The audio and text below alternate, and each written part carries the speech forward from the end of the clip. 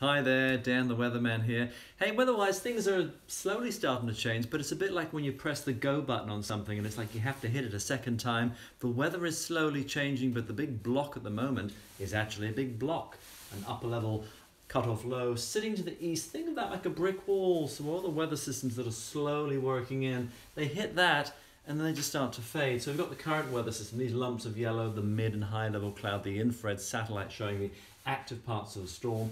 The lines are the streamlines and the mid levels of the atmosphere, and they show us where things are going on when you've got a good bend like that. That's an upper trough, that's good energy, that's good oomph in the atmosphere. The opposite, of course, when you get a ridge. So these two things are coming through. This meeting the block, the brick wall, means the system is fading. So it's rather bitty. See how it's rather spread out? You've got a strip there, and another surge coming through. This is all working in. It is a front moving up the country, but it will be some patchy rain or showers that's across the far south here, right here.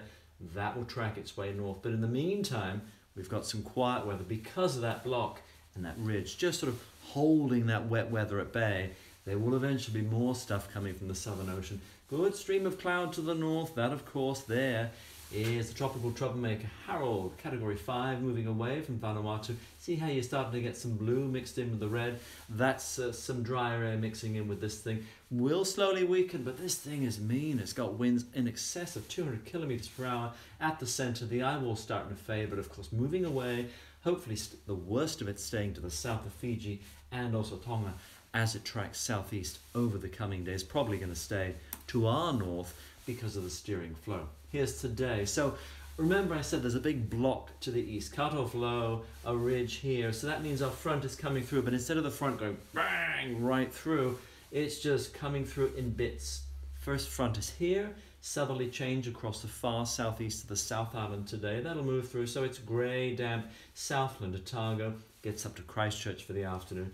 A spell of rain heavy at times up the north and west of the South Island. This does creep in to a place like Taranaki, spot or two of rain, also lower North Island for the end of the day. But see that little bubble? That's a weak little area of high pressure. Just keeping that front at bay instead of allowing it to push through, and a little surge of energy behind the front. Tomorrow will just develop a very small low in it, intensifying the rain of sorts as it eventually on Wednesday comes in across parts of the upper North Island. A little bit of rain. It's going to be just bits and pieces. Some places maybe 5-10 millimeters where you certainly need it. That's morning rain to the lower North Island. East of the North Island, more likely at night time you get the rain. So we head into the wettest part of the week. What is rain down south today, there of course it is tomorrow. Another little trough here with a surge and obviously some cooler air. See that blue line? That's the thickness lines. That indicates of course even the snow level drops down close to 1,000 meters, but that's blustery showers to get ourselves into Wednesday.